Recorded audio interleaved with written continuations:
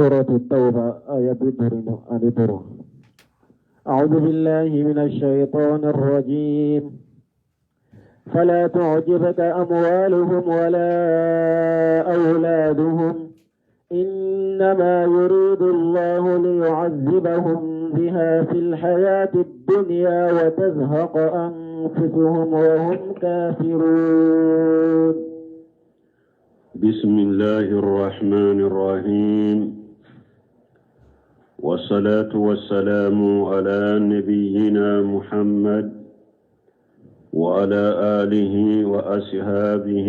وسلم تسليما كثيرا. سبحانك لا علم لنا إلا ما علمتنا إنك أنت العليم الحكيم. أستغفر الله الذي لا إله إلا هو الحي القيوم وأتوب إليه. اللهم انفعنا بما علمتنا وعلمنا ما ينفعنا وزدنا علما. بي ربسوي هجريا بكله أني كمناني أني بيناني أني سبا شهر ربيع الأول من هجرة سانكالو سبنا بسويني وتنيناني ناي ميلادي نصاروكا جاتي بافلاني مغاني كله سانكالو تنا بسويني ومغاني أمبي داودا بغو مسجد الرجاء وامبو كنو. أعوذ بالله من الشيطان الرجيم. فلا تعذبك أموالهم ولا أولادهم إلى آخر الآية. على بافون آية كنو أكتشيد يكسين النما بكا. فلا تعذبك أموالهم ولا أولادهم كتشيد ما منافقون وكان نفلون أنو دون أكالي كبكو. nafolo munun be u bolo den munun bu bolo kana nyaga ola anana aya wore kuna la ko wala tamudanna aynayka ila ma matana bihi ako chide makaninya sama ne alla ye munafiqin nunu ne kafirun nunu ni damu ni jiyanne ma minye kaninya sama katama ajiwaja minhum jahrata lihayati dunya. nafolo noniya chama min fule ninye ubolo nema noniya chama min bwe munafiqu bula ni kafiru kana nyaga ola kaninya takallajere ukan nema kaninya takallaje linaftinahum fihi ni ala yoke kanne nema duma jiya kuno purunku la jarabi akono de wa rizqu rabbika khairun wa abqa itigi ala be garjage mindi ema wode kawsa munafiqun ni kafiru kan nema yinye wode beto ulu tayinye jiya nyana maya dron nema de aya wala kuna lako aya hasabuna annama numidduhum bihi min mali wa banina nusari'u lahum fil khairat bal la yashurun. alako aya wala kono yala kafirun munafiqun ulu ya jigidewa ne ala bake kukan nafolo jidili minke mbake kuka denke jidili minke ka denke chamanduma yana ulu ya miri dewa nusari'u lahum fil khairati konne bake ka hera de teleya ka kuyewa yana umire la we hera de umawa bal la yashuruna ala ko hera tuma de me istidraju de do nebe ninku yede puru ku mina yorola mira yoro minu yere hakli tala kube mina yoro me nema tede kafiru denke chama munumbe bolo nafolo munumbe bolo munafiqun nafolo munumbe bolo jiya kono ya ninne bake ka teleya ka nafolo duma ku jidi nafolo la ni deun ukana mire konne ala bake ka hera teleya ka ku yede bone de ba kofe me utode do nema min fulu bolo bone de ba kofe utode do ode ato ni yoro la ko tumama ko fala tu'azibuka amwaluhum wala auladuhum ukanna furu kana nyagala ukadde kana nyagala innama yuridu Allah liyu'ajjibahum biha fi hayati dunya ala yalla nyinide nafulu min dira kafirun munafiquma denchama min duruma ala yalla nyini puru kula jabani ukanna fulu nu deunye jiyanya na moya inde kono ya wala jabay munye الحسن البصري يقول بجكاتها ونفقة منها في سبيل الله منافق فلي نفل من بابلو أبا جكا بوتا سغلا فسيغا كجاهر لا كجنيا كيرو لا بي كونتي سلامة جكا باكا كان نفل لا أبا كجكا بو ni ewa silamiya demeli min fana nana be silamaw cela de nafolo be minala de jako abaka nafolo bo kado silamiya dina kalo ala kashirala me iba surate foy nafa ye fono iba surate foy nafa ye folo ni nye jian la jabade ni nye la jabade katuma ukan nafolo min fulu ni nyala bu la jabana jiya kono jakka be minula donc ni silamiya demeli min be ke be silamaw cela ubu kan nafolo do ala ka surate foy nafa uma الحسن أكو آية لا نيني تما بون كثير ميون نيفو أكو مين فلان على حسن بشر كما من فلان نيني واختار بن جرير أكو بن جرير يو أودي سوغانتيا واختار بن جرير قول الحسن أكو بن جرير على حسن آياك كما إن سوغانتيا يعني آية توسير لا وهو القول القوي الحسن بون كثير فنكو ko da ya kuma shembenti ya lenye ni yorola o da ya kuma nyuma ni yorola kafo ala ko nyula nyalla nyini kula jabanu kana fulo jinya kono jinya nyana maya kono alla nyini yo be jakka min bode anubu kana fulo min do ala kasirala natu nafa wa tajhaqa anfusuhum wa hum kafirun ala bu numbo kata alama fana lagara u kafir lama parce que munafiqin nifaqul akbar aka kene mana de islamiyai me konona la dusukun kono kafira de be donc ala bu nimbo kata ala malla garafana o kafir la maw donc odi yato ala ko cide ma kana nyaga o kan nema ina kana nyaga o kan na folula la jaba duka jiya nyana mu yakono nu be safana unimbe bo o kafir la mawde ويحلفون بالله إنهم لمنكم وما هم منكم ولكنهم قوم يفرقون على باكا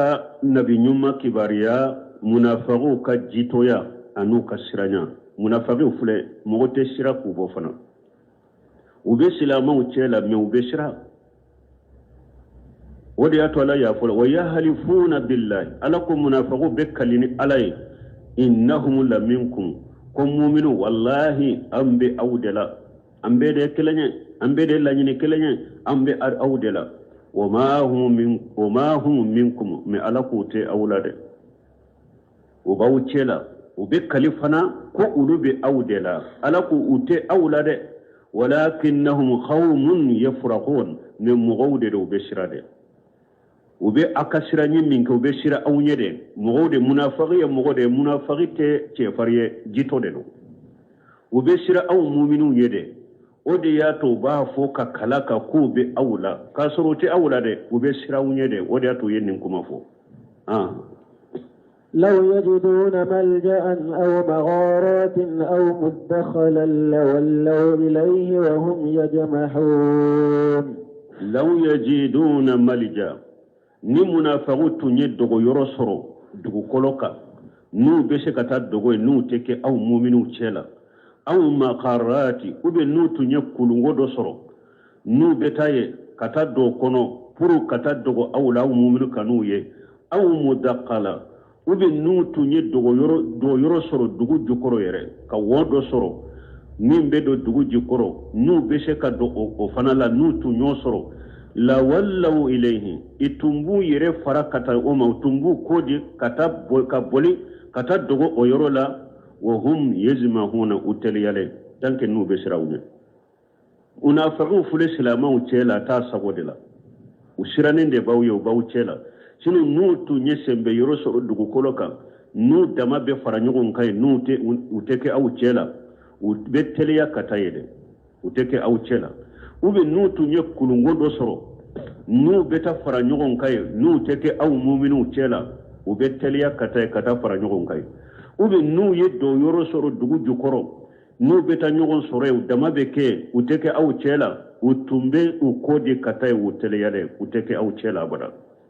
parce que utaka fara nyogon nya fe hari doni shede tuye ni ay munafiqi be islamu chela ta yoro de ta bolo dogo yoro de ta yoro sombe wore yoro de ta bolo sino ta uchela fi hari doni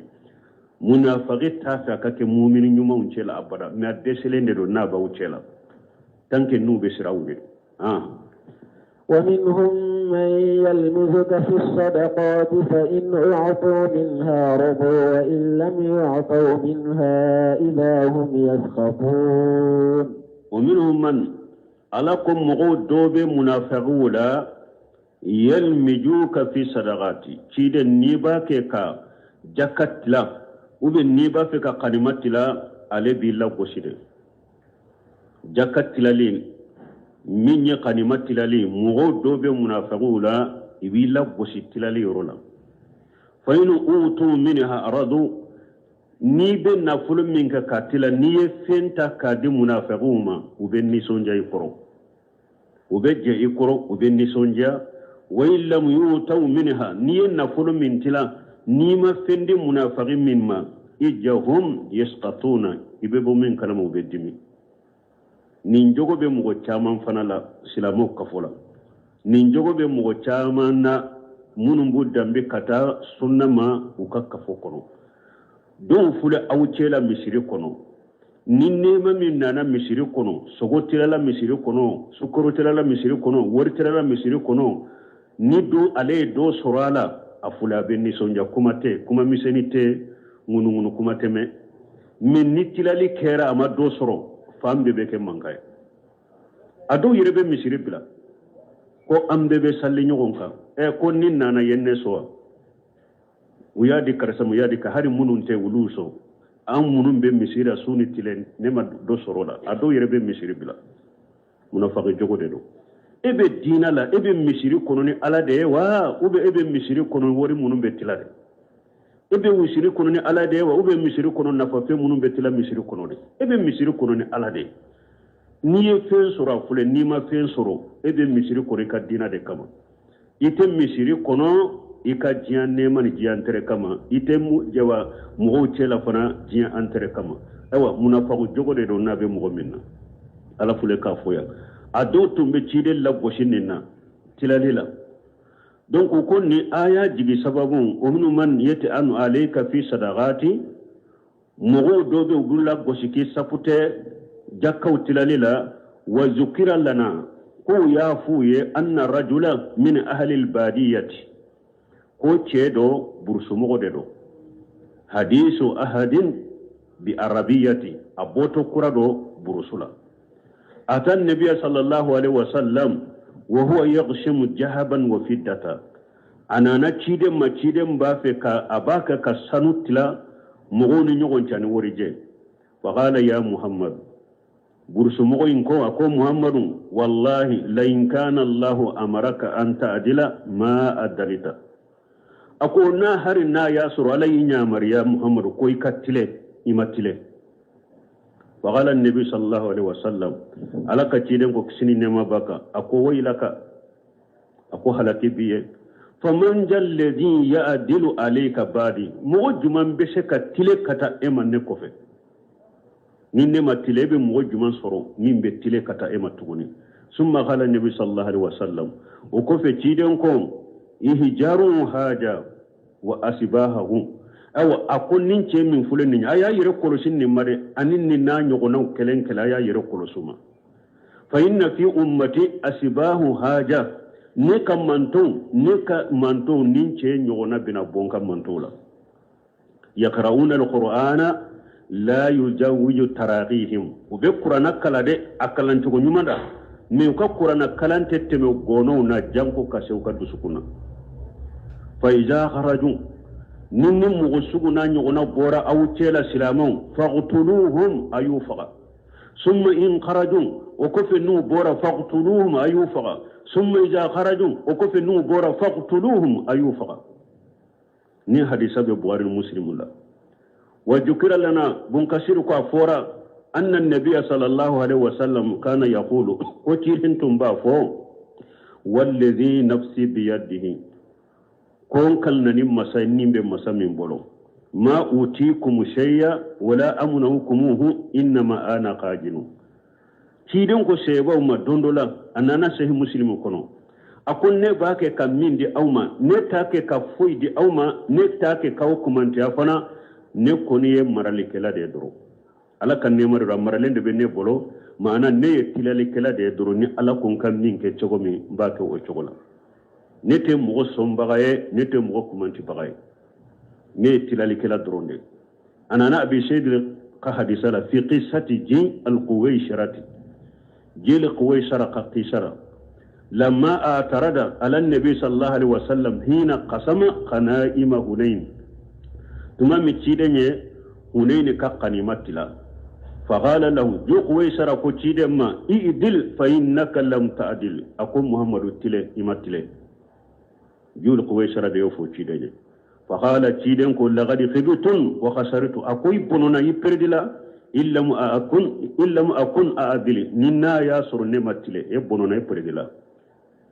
ثم قال رسول الله صلى الله عليه وسلم وقد راه مغفايا ثم متشين ين فوتشيدنيا أياكو داباكي كتا تشيدنيا تاتو لاجي تشيدنكو إنه يخرج من دي حاجة أكون نينشين يغناو بنا بو نكام منتولا قوم نينشين مغودو بنا بو نكام منتولا قوم نينشين يغناو يحقر أحدكم صلاته ما صلاتهم سيبون أو دولا كلمة جو أكسللا وكسل كرو وشيامه ما شيامهم أو دولا كلمة إبه جو يكسونا وكسون كرو يمرقون من الدين مروق السهم من الرميات يوبولن دو دينا كنو كومي نيه أو بينيك كاكونو كنو فين سوغو كافلالا نابي سوغو كابوكتا تليالا هاري نيكونو كنو فين كفاركرو يرو سيتي أو ديلو binye kala ina ewa nunu fana bolendo silame kuno chogodela fa aina ma lagaitumuhum nanu yenyugon soro yoro faqtuluhum ayufaga fa innahum sarru qatlan tahta adimi samai ulude yesusu be sankaba indu koro ulude kajuguni jinya sube wa zakara baqiyat alhadith ay hadithat tofu umbalmo ninye jonye ubafu nunu de ma alqawarij julu quwaysara ufolo ye julu quwaysara de qawarij de do cide ñu kam man kutufo qawarij munu fulen ninye mbalmo hadisa min nana ukakibari yala hadisa sahale hadisu hasan abeta hadisa mugala ni cide mu man kutufo mbe ukam man kutufo ni yorola tanke annana bunkasiri yereye hadisa do fo ku man kutufo kawariju folo kabo fama kofe ka fama nani be nyana ka fama lagosi be nyana akera chide nyire folo de la julu ku we sharabolo kawariju kanye mayo wode ewa fo kata nya wuli ishigi jama nyana fama ka dogoya ka lagosi nimbarula ka lagosi deresula ka lagoshi julu kuwe sarayata odela kawariju bara de do wodi yato chiden ko ninyanyu ona bena bonka mantula aya yere kurosama e pinna yu soro yoro ayu faga hadisa wore la siden ko hum kilabun nar ako jahannaba wulude do me ay kawariju ayu kam man kutulla me bi ambe kumuka فمن صفاتهم ثابتة في سنة قوارج كم من كتم وكم من كتم منو سبترا كيدين كهرسا سهلونا بل من كتم منو فو أيو لمن حكليه نايو لمن حكليه مغفغلا منو بديا كونو كولو بجهدولا نم من كتم نايو لجو ومن كتم سبترا مغمولا يرا مغمولا بديا فانتنانيا بيرو atode ko qawariju jahadu kelawte utode qawariju jahadu kelawte munna hadama jiya trompira nuye ube kuma nyuma munufo dina chogo munumbu bolo bato chogo munumbu bolo ani ubella hala mununa ode chaman trompe no ba fo ko dina mawde do sila mawde do me ayem mankutu nunu laje akam mankutu nunu ni mo munumbe jankono sisa nube marfa cili mo fagala aku bila nyogon ko hakilima kelenkele bi tayorodo mankutu folo munye ciden karisa sahlen kono shigaru shinni ako jawe wa qawariju ukam mankutu folo bada nube yoro yoro iba sura bedde miseni abedde miseni sigaru sin abedde miseni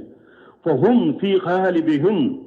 shababun sigaru nuyu jamai soro yoro yoro iba soro fambaye u jamai famba bedde miseni abe fona kay yaqullu bainahum wujudu suyugh wal kibar akaddo ikacce korbay wucela akaddo ikacce korbay wucela min jawili khibrati wa tajaribi to korban munun be kodo anunu be ko isay ko laje ko sugu munundo o kaddo wucela u jama be yoro yoro qala anhum nabi sallallahu alaihi wa sallam ciden kuma ko ka kibariyala huda sawul asinan ciden ko kawarjo fule o kam man ko to fulo katta man te fulo ako demisenu de ro kashima jafa demisenu de ro qala li hafiz ibn hajar fil fath al hafiz ibn hajar ako fath al bahr kono wal hadath huwa shigaru shinni hadath kure munye ni ashuma jafa shuka dogo aw kawarjo kam man ko to fulo fule o kajjama kulube yoro yoro o demiseni de kacca katte bu kacco korbaka ay diya marfati la nunu la jege kele fulanna ataysun wasafahu ukam man kutu fulanna giri ani fendom baliya o bula nu be giri nu yere anu fendom baliya o bula fa ammatul khawarij wa man yatabanna fikrahum min as-sabab kum min khawarij tama anu ka haklna be demiseni la الذين تغلب عليه القفة والاستجال والحماس يبوسروا من تليا أنو دسكون في قالين وكتلي كولا والحماس سلامية كانوا بولا أني سلامية جريم بولا ميكاسرو سلامية يرفع مته حماس بولا كسلامية كانوا تدركوا بعد دفع وقصر النذر والإدراك مي وكلا جلين وكاكروشلي ومسرون لندو أري باتولا ما أديغ الأفق وعديم البشرة وعدم البشرة من يدسكن نور لي أطولا ما أنا وتلا جلك يرجع كما جاء في الحديث المنتفق عليه كم إننا حديثكم حديث من بغير مسلم بنلا تيدين كو ياتي في آخر جمان قوم ودساو لأسنان سفهاء لأهلان akum mogo do bena jiyan labana usi jamfalente demisenu de do men ka hakilu fana ka dogo te fen kalama wal ahlam al albab wal uqul was safahu al qifatu wat taysh safahu ye munye mogomi ni abekiri kola a hakili ka dogo safahu yode ni nyamman kutu jorina fulana ayen ni fana ka jate mina mogo munun be jiyan kono sabana al-khurur wa ta'ali yere marsa bula ni yere korta bula fal khawarij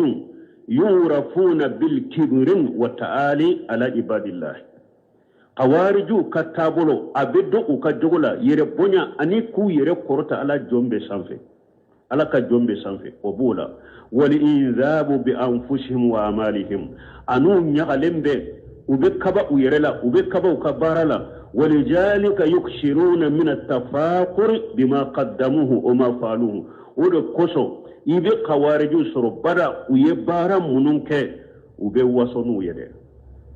وبواسونو كاكيتا وي قال صلى الله عليه وسلم نمن كتو فنالا تيدن كو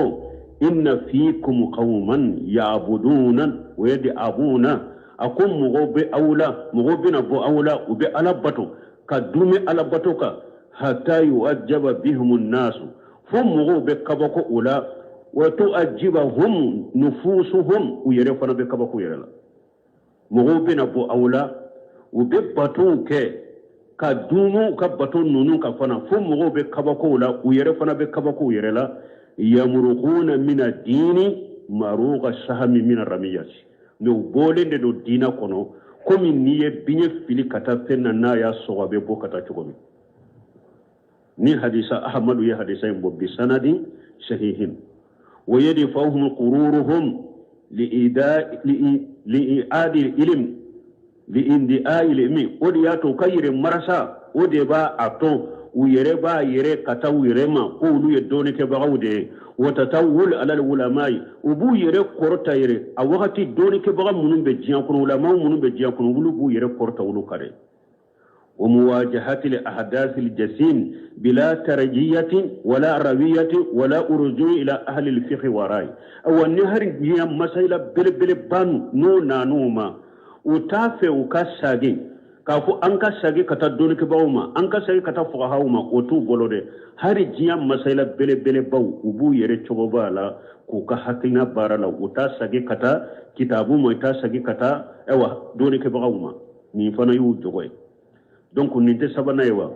uka jogos mankutu sabana fule umara salendo nu yere uyebu yere korta beka nanina ali istihadu fil ibadati qawariju kam mankutu nanina ubu yere jija batola kosobe uyere jija lendo batola kosobe fahum ahlu ibadati min as-salati wash-shiyami wa qira'ati wa dhikri ulufule bato dunkaw dedo ube salli kosobe ube su kosobe ube qur'ana kala kosobe ube jikru ke kosobe wa badilin ube nafulu fana finance kosobe o tedhiyatu ibu yeredi alama fana ku yeredi uboke wa haja mimma yad'u lil iqtirar bihim ninde kera sababu ye ni mugo marasanu ye uye mugo marasani nununde uka salli min fule uka sumunu fule uka salli chama anu ka sun chama anu ka qur'ana kalan chama anu ka jikru chama anu kan nafulu bo chama dina kuna anu nubu yere di dina ma ha ala koma ninde kera sababu kamo chama trompe katufe ولذا جاء البيان النبوي واضحا في التنبيه على هذه الصفات فيهم ولياتو تشيدين كبنغالين نانا كان حكلي جيجي كان كنو كتن مانكوتو مانكان يركولوسي تشيدين كو ليس قراءتكم الى قراءتهم بالشيء تشيدين كو شيبوما اكو او ككلانت فويه قوارج نونو ككلان كلو ولا صلاتكم الى صلاتهم بالشيء او كسلتو كرو وكسلو كروني فويه ولا صيامكم الى صيام بالشيء او كسنت جاته وكسون كروني فويه ني حديث مسلم يابو ني مؤمن كراسا وقال يحقر احدكم صلاته ما صلاتهم وصيامه ما صيامهم حديث ورلا تشيدون كو دولا كله ebe jo ika salli la uruka salli koro ebe jo ika sunna ika sun koro ni hadisa muntafa wale wa idha kana sahabatu radiyallahu anhum na kera ni sabon alaka je kabuma yahtakhiruna salatahum ma salatihim fa kayfa bighairi sahabati ni jama kulu min ni sebon yere urube jo ka batola o jama kulu ka bato in koro mo todo unu mo todo walamma لغيهم عبد الله بن عباس ودياتو تمام عبد الله بن عباس يوكم بنيونيا كتاكم في آلة ليلة قال فدغلت على قومي عبد الله بن عباس كوندو نمغوكا لمو أرى أسد استهاد منهم ممغشيني أيرجي جلندو على بطولة كوبو أيديهم كأنها شفن لإبل وكبلو تنكو ببارك وببطوك وكبلو يركا جريد كومي نيامي كومبلي وكبروا كجر كم يامي كمبره ووجوههم مؤلمة من آثار السجود أو وكان يدو فنتامن سيدبي وكان يدو لا وكسجود تايا كوسو أرواه عبد الرزاق في المصنف عبد الرزاق ينيمبو في مصنف أي كتاب من ومصنف دونك نيني وكان من كتبنا لنا mais munye dia yere islama trompeni ewa mugo fagala nonu ye ngoni mbato nonu dero nu ye ko be qur'ana kala be bato ko be salli be fe o de dia mugo chaman trompe nu ye me ci de nya fonyede ako har sebo yere bejo o ka sunna nunu ka sunkoro ka salli nunu ka salli koro o ka ewa qur'ana kala nunu ka qur'ana kala koro ka bato nunu ka bato koro me ona tabe ci den ko te ci yakade aku bolen do silamiya kono komi ni binya kala filina be fen so kabo ni nyu kam man kutunare nay aduruna su'ul fahmi lil qur'an qawariju kam man kutuduruna qur'ana famu ko jugude bubulo uye qur'ana aya be famu ko jugude la fahum yakshiruna min qira'ati al qur'an ubi qur'ana kala ka chayade wali sidilali bihi ubi dalila kan qur'ana ka chayade lakin duna fiqh wa ilmi me famuni donite kasoro famute donite bal yasnauna ayatihi fi khayri mawdiha yad'una ayatihi fi khayri mawdiha ubekurana ayaw do yorola udo nyorote minye ubekurana ayaw ke fenye ute minye wali haja jawas fihum ode koso ukamman kutudo nana hadisawula yaqrauna alquran ubekurana kala yahsabuna annahu lahum wa huwa alayhim ulu bekurana aya do kala kadelila kenai ulu nyana ukurana aya ulu madelila de kasuru aya nyugulu kadelila de obula yatluna kitaballahi ratiban ubi alaka qur'ana kala kumi ajigna chogomi la yujawiju hanajirahum miatattemu gononka uka qur'ana kalante temu gononka janku kasu ewa udusukuma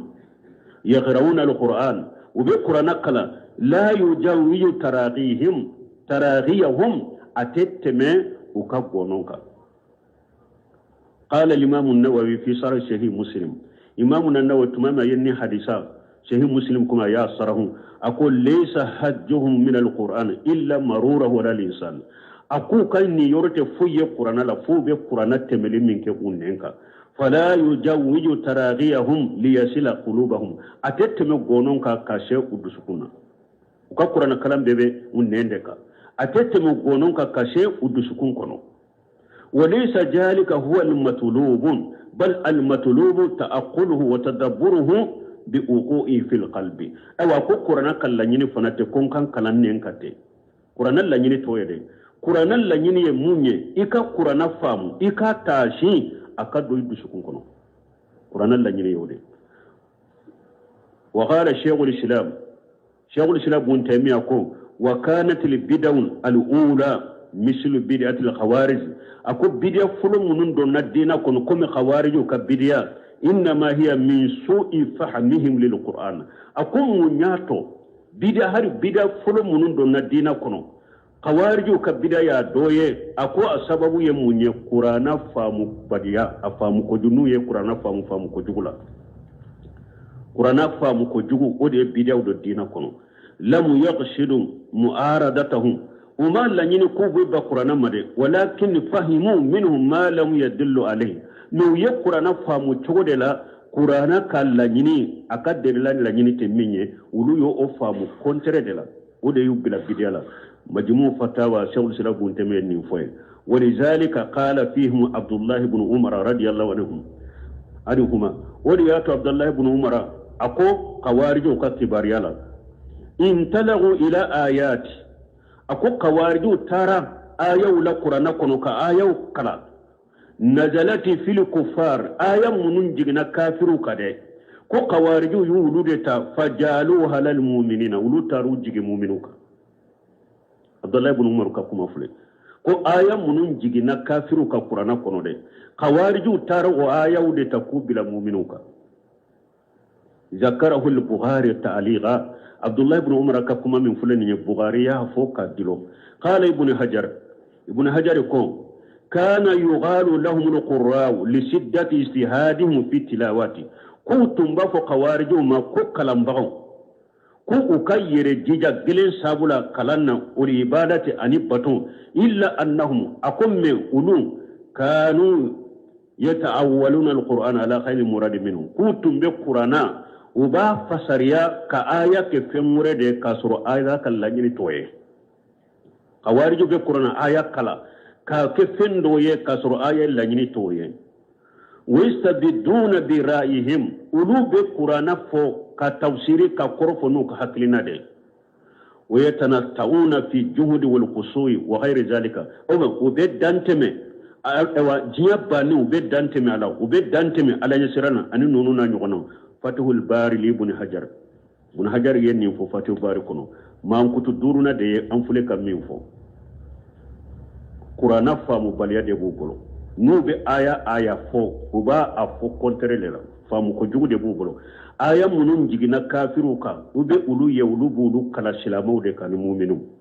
نيو كم انكتو دورنا وكم انكتو ورنا الكلام لحسن المنمغ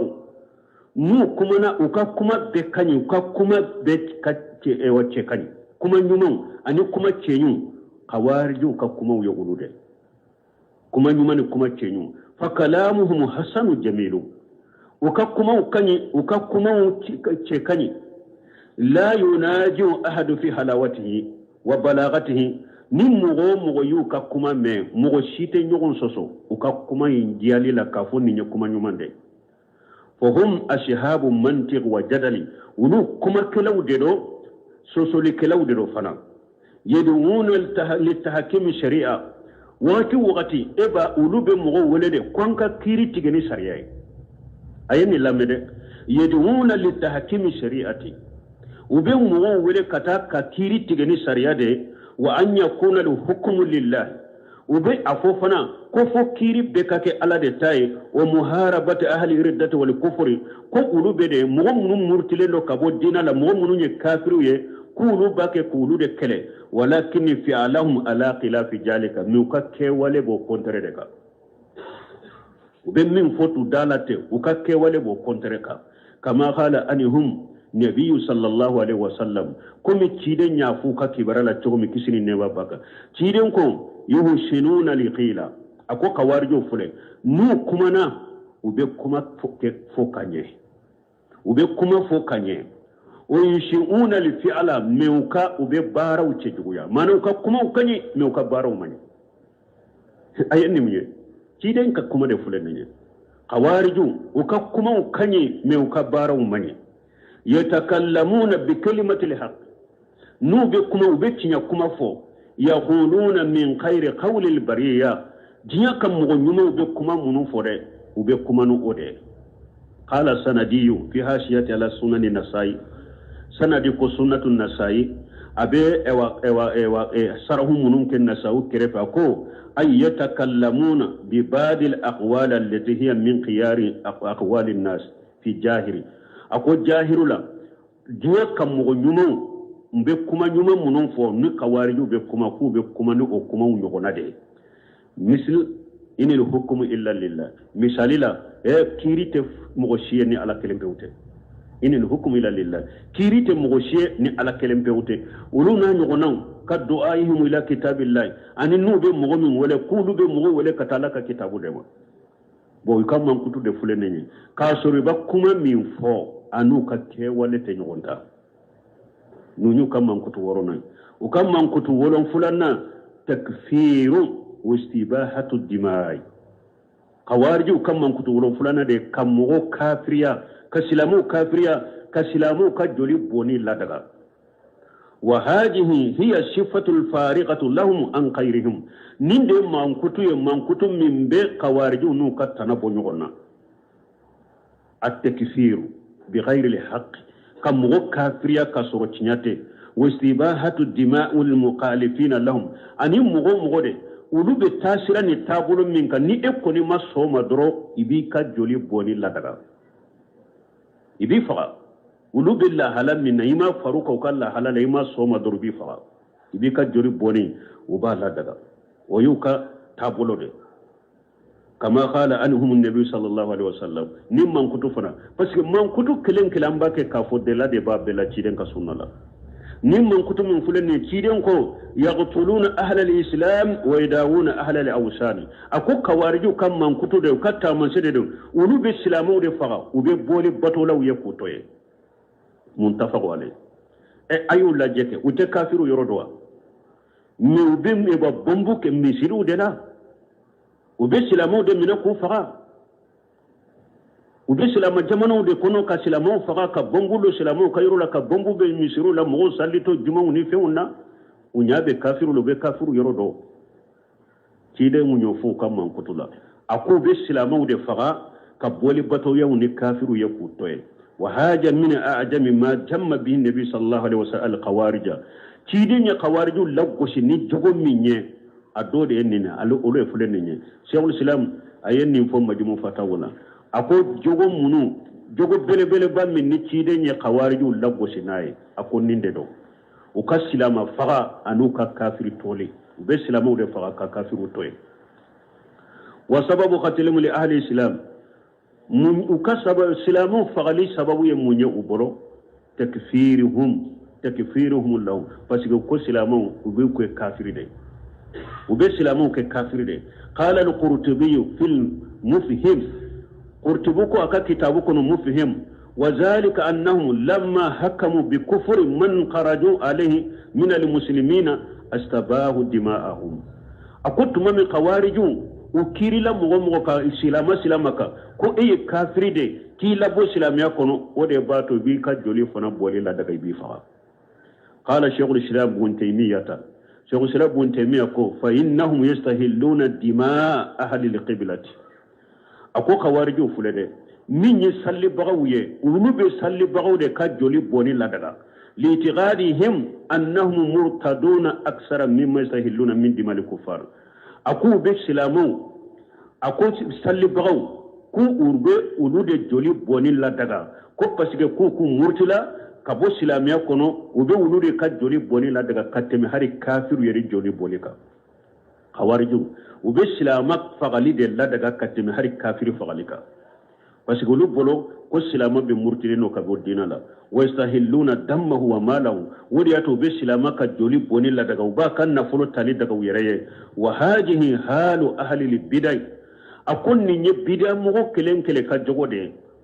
yabtadi'una bid'atan ube bid'a do sinsi ka ke bid'a o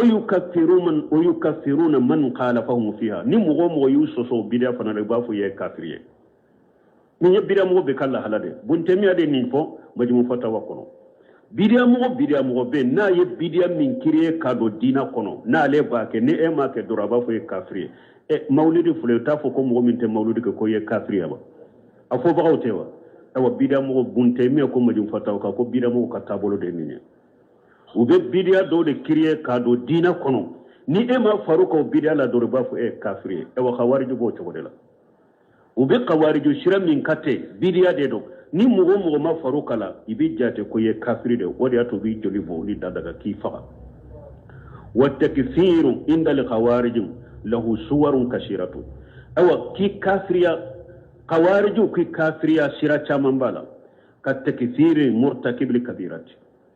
kawariju fule mugo be kabara junubu ke kawariju bi kafiriya mana nu yume be dolo me drobi fa ko ye kafiri de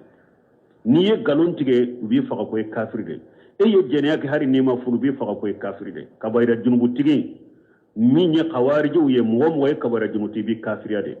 aw takfir bima laysa min bi jambi asla hari bi kafir ni ko do yere min te junubu yere lesir yere la hari ko min yere te junubu ko yere niya ke dorulu ba se ka fote ko ye kafir aw takfir bi janni wa subuhat wa umur muhtamila kawariju be mo kafira ni bisigiya doroy ube subuhati do doro bi kafiriya ube kodo boro koyi ibese ka abese ka kenninya abese ka kenninya o ko sugu na nyogona doro kawariju be se ka mo kafira nay aw bil umuri allati yasuqu fiha al khilaf wal ijtihad ube ko munu adagara mo ka nyogon soso wala dinala ube ko munu ye ijtihadu ye kawariju be mo kafiriya ko sugula aw duna tahaqquq من توفر الشروط وانتفاء المواني قوارج مغو كافريا ka umakotala kafiriya saratu sabatira la wa ube munum be mugho balika ke kafiriya o sabatira o masabatu umakositola uluto jatemina wala yu'ajaruna bil jahli ewa qawariju kam mugho kafira chogodo be ulute ujuradi mugho mani jahiliya kafu ayenninke ata dode o atishika ke kafiriya pasika atado o te qawariju bolo uluto ujuradi mugho mani jahiliya wala tawili uluto ujuradi mugho mani tawili ye munye iba soro kodo be tugura karamugo dode ka hakili naka okoina karamugo dode be ayenni aya fo nin chogola yeni hadisa fo nin chogola makala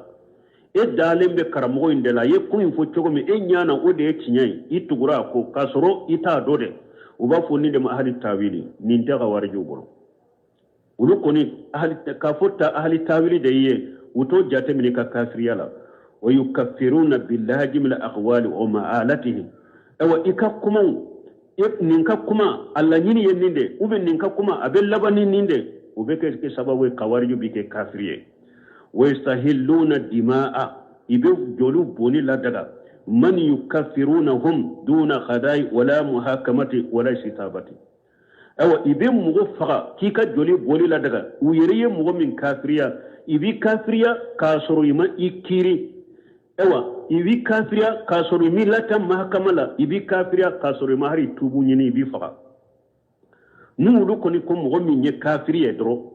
iyi kiri ko ye kafiriye indi ite kiri tigala ka kiri kono ini teta mahakamala kata kiri tiga yika ewa ita tubu fana nyini fe tanka ulu ya sabati ko ye kafiri doro ibi faga kiri ko yerete ولهذا قال أنهم النبي صلى الله عليه وسلم نندو قصو تيدن كو ككبار يلا يمرقون من الإسلام كما يمرق السهم من الرمية أكو بولون الإسلام يفنو كم نبي كلا نيا فيلفنا نا ياسغو أبيبو تغمي فسبها مروغه من الدين بسهم تيدن يقوارجو بولي دينا كنا يام مثال نبي كلا الذي يشيب شيدا بي كلام نابت كنو سغو نابت أصرو فيدخل فيه ويخرج منه نابت دوالك أبو من سدة سرعة خروجه أكبولي تليالي سابولا ايوا تانك بني نفعنا من تارا هاري مين كنو فينيا كسوغو سيتة جلو بنينا أبي تليالك أبو ايوا تيدن قوارجو بولي دينا كنو أيام مثالين ودي ودياتو doni ke bawo ye nyogon soso yala kawarju yere kafiri ube kafirte Sheikh Abdallah Bumbaji alebu ka kafiri de ka ko kawarju ye kafiri de aleba ka de lake munye ko ciden ko yamruquna min al-islam kama yamruqu as-sahmu min ar-ramiya alebu kafira ni ninde o fi sahih muslim anana muslimu kono hum sarrul khalqi wal khaliqati ako ko danfembe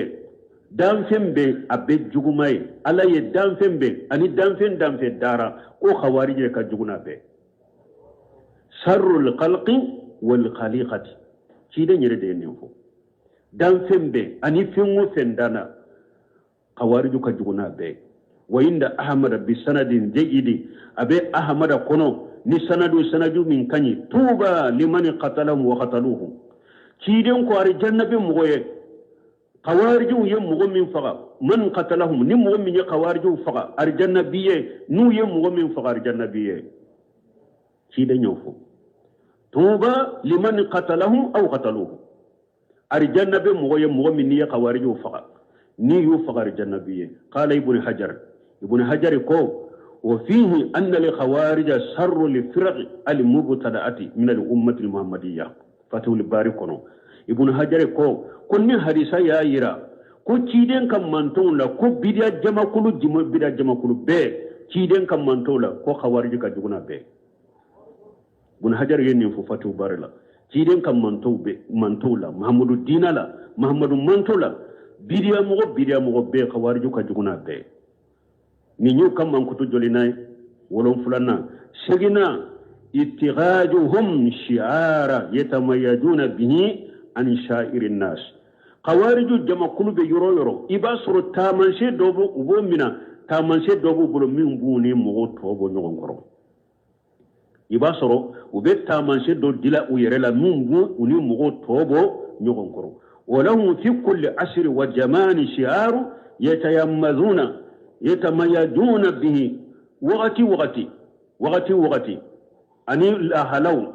كم ني وغتو تكلني وبي وغتي لا إباسر تامنشي دوبو بلو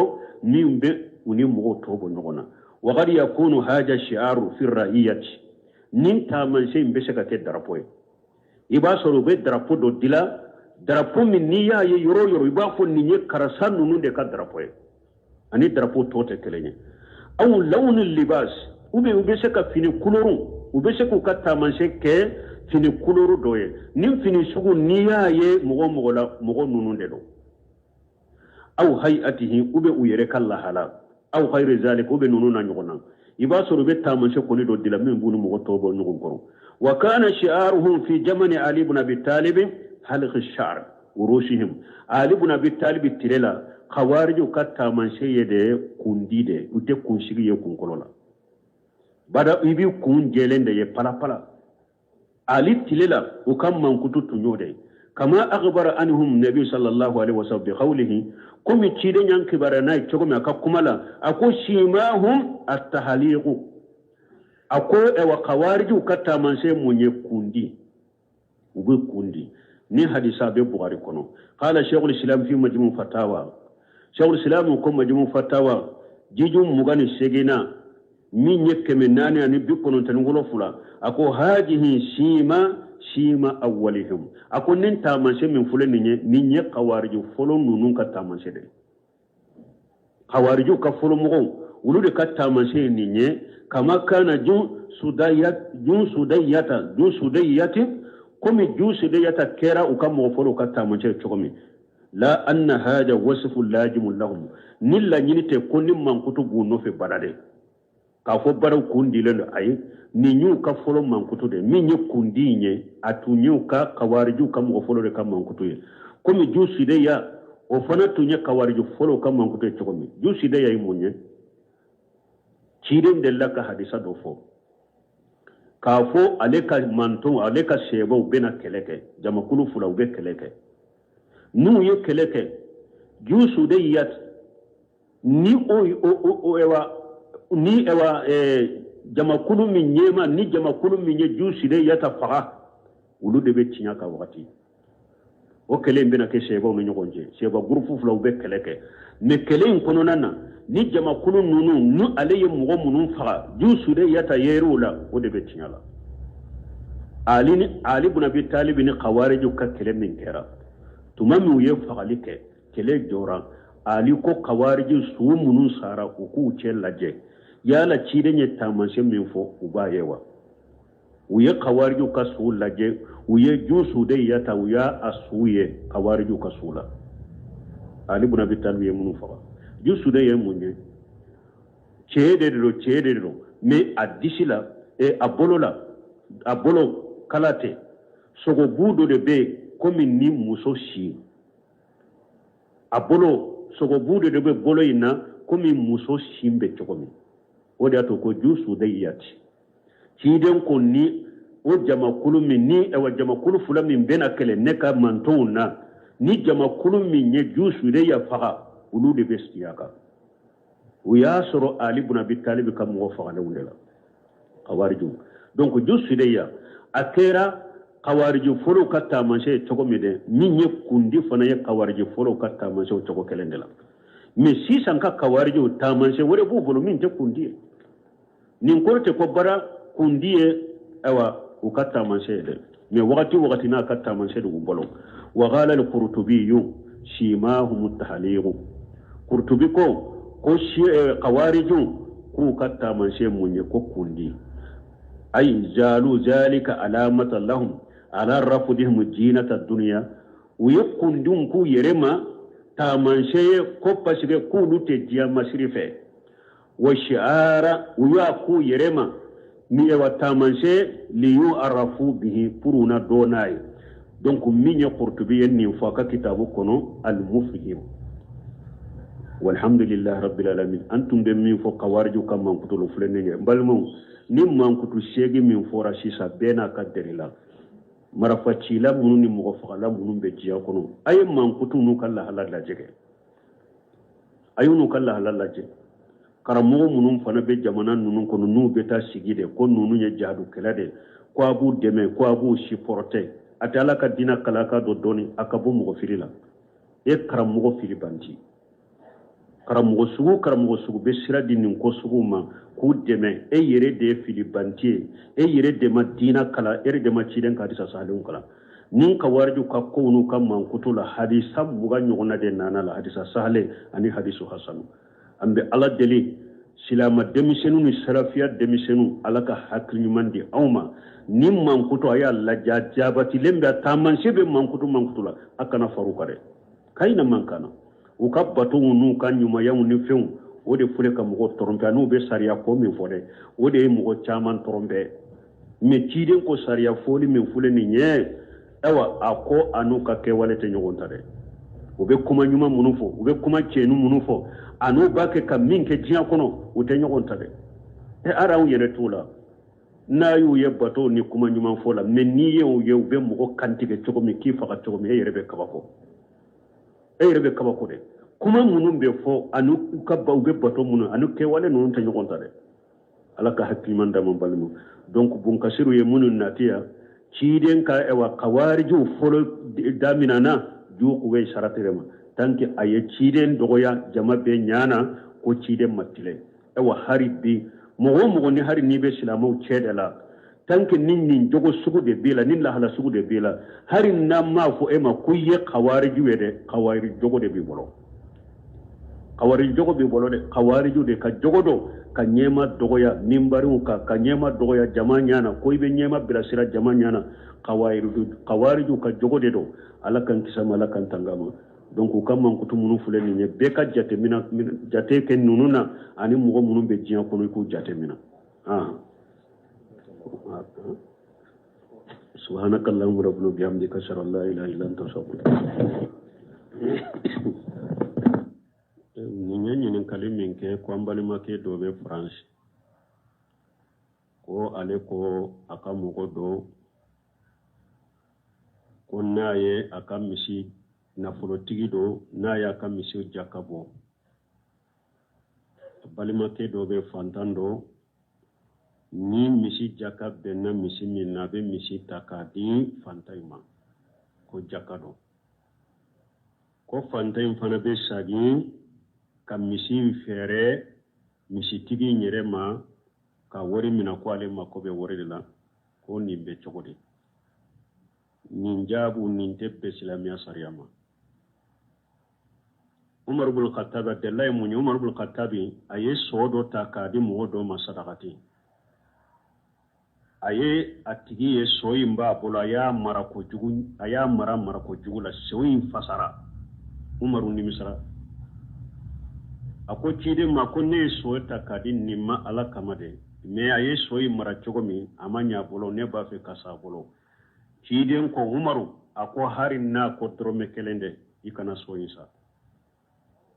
mo min ni be fendi kasage kata ma abe kum wulu na fonona na sagra kata ka fono makadu donc jakatigi ate daga misi dere ale mi majakala kana sagi ka fere ema ote daga parce que dira mi mire man na ko abe fere ema tese ka a sago pirifo parce que de ya dama ate se ka sago pirifo abe ori hakke dore fo dro ebe se ko dama chogomi ikam misi be sagima donc ni nye fere de misi mimbo jakala kaire kipre kasagi kana yirema ate be islamia sariala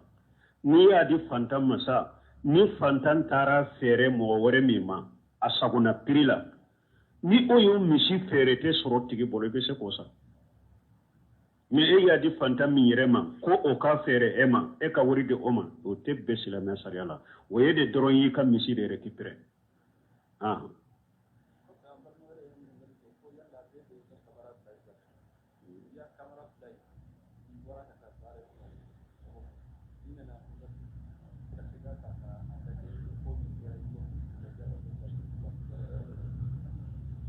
kwambali make do ya nyini kalike ya la be daga mogoy ka kamariya do ka sokono puru ne tara bara yorola ko min be pasi sokono iba soro kamariya imbata ni nana ibe kamariya insagi kofe ka bellaje ko be chogodi doni kiba ko na ya soro ikadu jonde benaye ani binkale kalaw iye kamariya do dula puru jonde kama ani binkale kala munum bena iya do e ulude kama doni ke bawo ko basite nena ube mo do de takubila bara la ika sokono be bara ke sokono iye kamariya do e pura ka bara kila nununde kuroshi bara kila nunun taiba fuye fanade aya jantore la kamariya bede parce que bunu semi yo fo dole ko yo fo hari ka bara yoro kabiti ni be kamariya bilaye bara ke de munumbe a fo abeye ko kamariya beade pour mo ko jantu yere la parce que ni kamariya be yoro la hari ni sunyalite ale be yoro dola ale nyana nkelende be abese ka malo ya kodo ke ale nyana mo nyatina abese ka tabo kamariya la kasura leta kalama donc dude nyinin kara ni kamariya do ka dula binkali kelaw de kama zonde kama bashi tola don ke bawo yemin fo bashi tola me ka kamariya do ka sokono na de ro ka demba ya sege segeli kama ka muso sege segeli kama don ke bawo yetta jasudu de tajassus wala tajassasu ala ko an kana ɲɔgɔn lebu ɲini ɲɔgɔn mayibu ni ɲɔgɔn lebu an kana o ɲini dɛ ka kamera de ka so kɔnɔ pour e kɔfɛ ni ko min bɛ passe ka muso bolo so kɔnɔ ina o de don ni nana ina sagi kɔfɛ o ye tajasusu de dɔnnikɛbaw ko o tɛ bɛɛ ye dɛ nusimini ko o tɛ bɛɛ fo n'a y'a sɔrɔ mɔgɔ min ko dɔ kɛr'i bolo ka so kɔnɔ si kana ko dɔ bɛɛ i b'a fɛ k'o sɛgɛsɛgɛ k'o dɔn a ko ni o tɛ i ma si ka foyi la taamansi si tɛ ko kojugu b'i ka so kɔnɔ a ko a tɛ daga i ka kamariya bila ye o ye tajasusu de ye o ye donc mɔgɔw k'o faamu n ka muso n ka kamariya don n ka so kɔnɔ ka contrôler ka fɛn kɛ n'i ye nana i n'a sago ko fɔ o ye tajasusu de o tɛ daga ye mais du daw ni fɛnw na n'i y'a dɔn bandiw ni jɔnw de kama baasi t'a la mais k'a kɛ so kɔnɔna pour k'i ka muso sɛgɛsɛgɛ ɲɛgɛn kɔnɔnaw la so kɔnɔnaw la tajasusuya de o ye o tɛ bɛn kan'o kɛ dɛ tant que ko dɔ ma i sɔrɔ i ka so kɔnɔ n'i b'a ɲɛɲini la kan'o kɛ lesiri la hadamaden k'i jigi ɲa ni hadamaden ye i ka ɲuman de jigi n'a ye i ka ɲuman de bisigiya n'a ye i kana bisiga kojugu ye ko i bɛ taa kamera bila ye ka tajasusu kɛ k'a ka kow ɲɛɲini